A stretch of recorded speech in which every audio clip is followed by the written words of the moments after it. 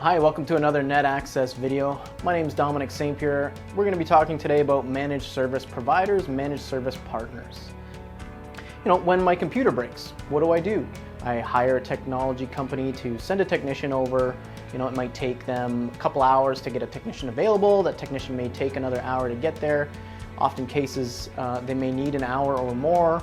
As an end user, my PC may be offline for the whole day, half a day at best. And or if I'm even lucky, it may not be available until the next day. In other cases where it might be more serious, things like network devices, printers, or servers, it can bring the whole company down or an entire department down for half a day, or multiple days. So in those cases there, a business is often faced with a decision. What do I do? Should I hire an IT staff full-time, part-time? Should I look at having a third-party vendor support maybe just specific aspects of my IT, whether that be maybe my desktops, my network components, maybe my servers and so on. With that, I wanted to discuss maybe a little bit of the evolution of IT support in the last, say, 10 to 15 years. The common term in the IT world used today is called break-fix, meaning something breaks and then someone comes to fix it. So from the onset, the client using the computer is frustrated. My job, if I'm putting myself in their shoes, my job is to do this thing. My computer's not working. I'm frustrated. I have deadlines that I need to meet. I need to now call a computer company that I may or may not know, that I may or may not trust, and hopefully they can get to me quick enough and get my computer system or software repaired in a fast enough time that I can still meet my deadlines. Right off the hop, as an end user, I'm at a disadvantage, and I'm also put into a stressful situation that makes me distrust whomever may come to work on my computer. Putting myself in the role of the technician, I now need to find a way to respond to this end user, get there in a timely fashion, find out if I can repair or replace or fix the software or hardware, or find suitable replacements in a timely fashion, understanding that they have deadlines, and me as a technician, I have a deadline based on an hourly rate that may have been negotiated previously. So the point I'm trying to make with the break-fix model is that from both parties, from the onset, it's a negative experience together. The technician feels stressed out and under pressure. The user feels stressed out and under pressure.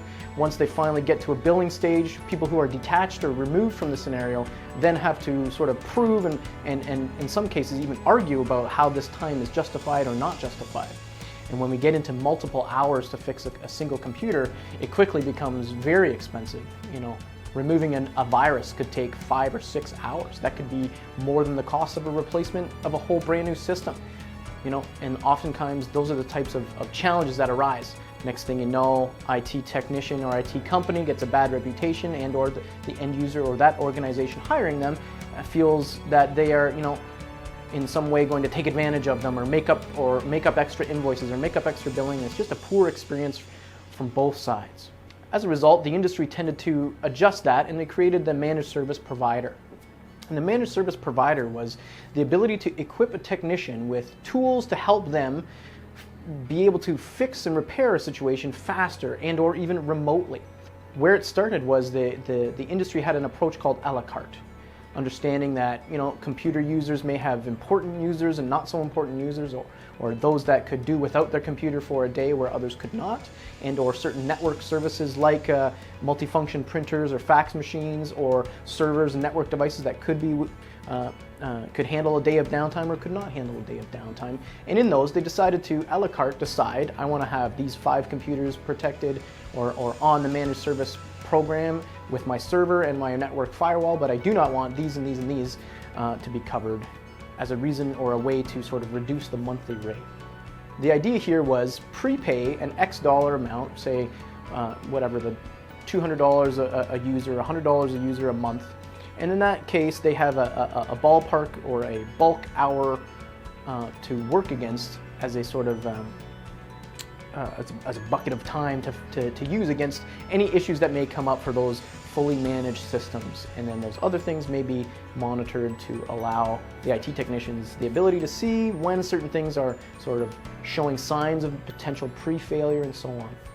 The point I'm trying to make with this a la carte system is that as we all practically have become more reliant on the internet and more reliant on computer systems, and systems are becoming more integrated, we'll find that it's not fair to simply cover only a desktop and not cover perhaps the network switch or the network firewall or the network server, and that they may all actually require some level of interaction or integration together, again, we find ourselves back in the break-fix situation where the customer and the IT support team are both at odds with one another, where there could be certain things that are covered and not covered, and then to whom does the communication fall and where does the understanding fall, and then what type of extra billing is the customer to be expected to pay.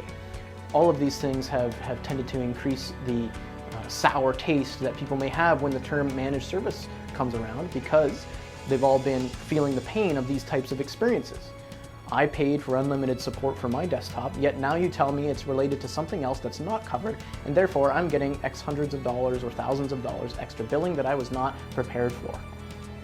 Leading into the final sort of evolution of managed services is where now modern day managed service providers are moving to an all-inclusive or a comprehensive type of approach.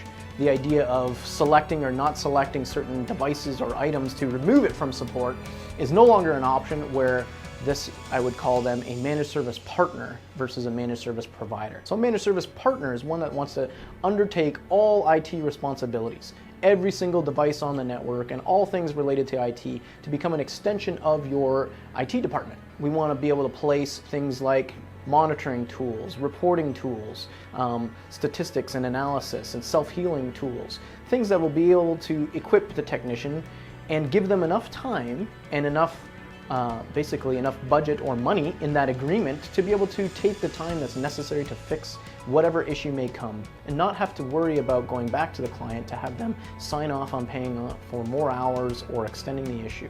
What this does is it alleviates much of the confusion and much of the distrust between the IT provider and the end user or the company hiring them. If a technician needed to work on the desktop, that person would be able to look up the details of the laptop or the desktop, be able to log right into the device, see its relationship to the switch, see its relationship to the firewall and into the server, and as a provider have placed billing charges appropriately for each of these devices to get a whole holistic approach, and that way there, as a customer, as an end user, that organization can say, I've now hired this managed service company with a flat rate for the entire month based on all of my IT, based on anything that could break. They said that they're going to cover it, whether it takes 1 hour for the whole month or if it takes 100 hours for that whole month. I get stable billing, I get the trust to know that whatever they've delegated to them to repair and whatever they've actioned will get repaired. That allows the technicians to not only do better work, but also gives the freedom to be able to do proactive work. So proactive work allows us to, any type of managed service partner, to be able to review sort of reports, review alerts, and make sure that there's systems in place to consider when something should be replaced ahead of time, and or view warning signs. Now, thanks so much for joining us. Looking forward to seeing you at our next video. Don't forget to subscribe, and thanks again.